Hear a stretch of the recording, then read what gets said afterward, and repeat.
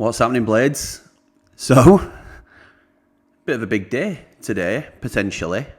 So yeah, I've got some news. Nothing is official yet. I've been in a conference call this afternoon, which those of you that follow me on social media will be aware of, because I've tried to be all over it today. I think it's really important that we're aware of what's going on. I'm not business savvy to any sort of large scale. But like most of us, I'm trying to take a keen interest in what's going off because it's the future of the club. And obviously, I know a lot of you want to know what's going on as well. So if I can try and water it down so I would understand it, a bit of Dozy for dummies over here, then I'll see if I can explain it as best as I understand it. And I don't proclaim to understand all the ins and outs. But what I do have is a little bit of information. So he's presented his financial year-end results for Tingo following the merger of Tingo Mobile, Tingo Foods and the Tingo Group. Bingo, bingo! Dozy is the majority shareholder in that company. I believe it's around 70 to 75%. And I have got the figures. I've circulated the document on social media that's open to the public, obviously. But I'm not going to drown you in figures and things like that and try and overcomplicate it. Basically, they're in that company, and I know it's the company, are in a hugely advantageous financial position. That there's 500 million in cash in the company. Unreal numbers, really. So some would say I'm getting a little bit overexcited. Oh, Dozy, my boozy. I'm not having it. We are firmly keeping our feet on the ground with this one. Oh, Dozy, my boozy. So the finances, yes, his company has got a lot of wealth, but with that comes a very wealthy man. I know it's not one in the same, but it's a further demonstration of how tight a businessman he is. And when I say tight, I don't mean tight. What sort of circles he operates in, and how the one thing that stood out to me was the legitimacy of it. Jam on it. I don't know your real name, I'm afraid, mate. That's just your Twitter handle. But thank you for getting us a recording of the last question that were asked on the Q&A, which was really telling to me. This was largely around Tingo, the whole thing. So really, it wasn't directly relevant to the takeover, but there was an off-the-wall question asked. And, well, I'll play it now so you can hear it for yourself. Dozy shed any light on why he wants to buy a football club such as Sheffield United and where he stands in the approval process with the English Football League. Dozy, I think that's yours. Yes. Well, I'm not sure if this is the right forum to discuss football matters. But needless to say that I've always had passion for football. As you may be aware from my involvement in football in my home country, Nigeria, where I support grassroots football, and last year did the maiden edition of the Super Cup, which is actually the biggest tournament in Nigeria as of today. Well, I'm fortunate to be in a position to buy a major football club here in England, and for a team such as Sheffield United with all its history. I have a desire to be the first black person to own a Premier League football club. I believe, of course, Sheffield United will be promoted to the English Premier League. Well, in addition, I believe that the ownership of Sheffield United will bring significant advantages to the Tingo Group as Nigeria and the continent of Africa gain more awareness of the Tingo brand through their love for English football. In terms of process with the EFL, I hope to be in a position to announce positive news very soon. Oh, Dozy, my boozy. Now, I am a little bit close to the situation in some ways. I've just, through attempts I've made to get on top of the story, I have sort of, without saying too much, I've got a little bit of information. As I say,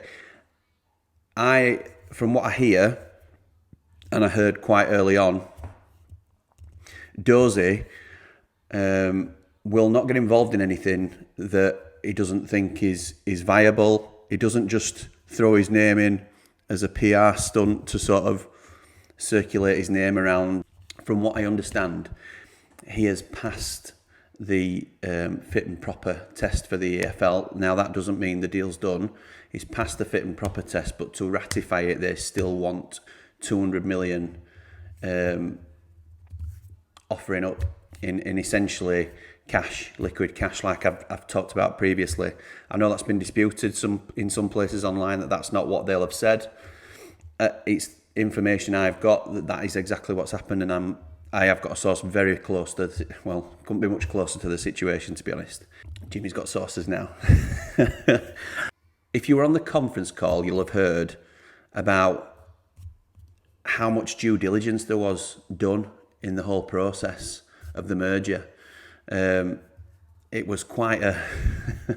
there were a question and answer session that came at the end, and you've just heard the last question that was asked. But I think it was the first question that were asked, was around... there's a lot of a bit of a stigma around Nigeria and legitimacy and fraudulent activity. How do you stand up to that sort of scrutiny, essentially? And it were a really sit down, know your place sort of response. Not from Dozy, it was from his partner, Darren Mercer, I think it is, that responded. But they went into significant detail about how much time, effort and money went into the due diligence process, and they've never known any company, any American company or anybody from other parts go through such scrutiny as Tingo did to get deals over the line, such as Visa. Visa aren't going to come and partner with you if you're dodgy. They had Deloitte come in and do the financials. They've had the third largest auditors in the world come in to look inside the books. They've had high-level banks come in and check all the numbers. It's been thoroughly gone over with a fine-tooth comb. And as I say, what else does he have to do now to prove himself? And Dozy won't go away. He will not just take this lying down. If you watch this clip from Rio's podcast, it might cast your mind back a little bit. This is exactly how I've been told he is. I'm a serious businessman. I won't make noise. I'm not going to go for what I'm not going to get. So if this comes with a fight, I'm ready to fight. And I'm calling on everyone out there. I think it's time for us to start doing the right things here. If the EFL or United, and I think United are playing a part in this in terms of slowing the process down, the Prince has to be looking at it and saying, 115 mil, I could maybe get 180 if they're promoted. And it's looking more likely than not on paper, although nothing's won on paper. I think there's an element of United stalling. And I think the EFL fantasists, if they think it's an easy thing to do for a really rapid turnaround, and I'm talking rapid, I won't go into too much detail because I don't want to betray any trusts, but it's coming up very soon, that deadline that he has to, well, show us your 200 million then. Are you kidding? But look at these figures. He's clearly got assets and cash that can, if need be, support the club. And it's my understanding now that if the EFL try to turn this down, or United try and be funny, Dozy will fight back and he will say, I'm going to take this for an independent assessment, whether that be formal legal action or whether that be a court case or whatever it might be. He is willing to fight for it purely because he feels he's done everything in his power, and he just wants people to be fair. So I'm very positive that it's going to happen. Again, obviously it's a bit of a roller coaster, this. When is it not with United? When can anything happen in a straightforward manner? But that's the latest I'm hearing. I'll continue to keep you updated as I hear different things. But I'm really positive about it. Really positive. He's proven himself once again. So yeah, there you go. Just a couple of bits on United. I know it's not really a video about that, but Anel being linked with Villa, Leicester, Newcastle. I can't remember who the other one was.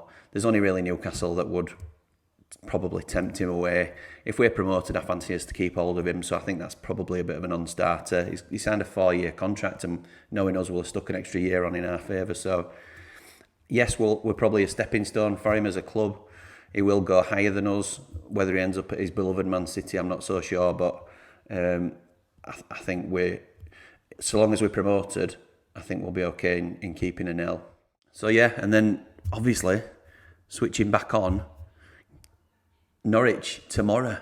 So we're back. 3 points, please, United. As I say, draw's not the end of the world, but 3 points would be absolutely delightful. So come on, you red and white wizards. Up the blades! Bramall Lane. Well, now's the time is now. Sing my song. I'm gonna rock the world, gonna find my girl, I'm on my way. Oh, Dozy, my boozy.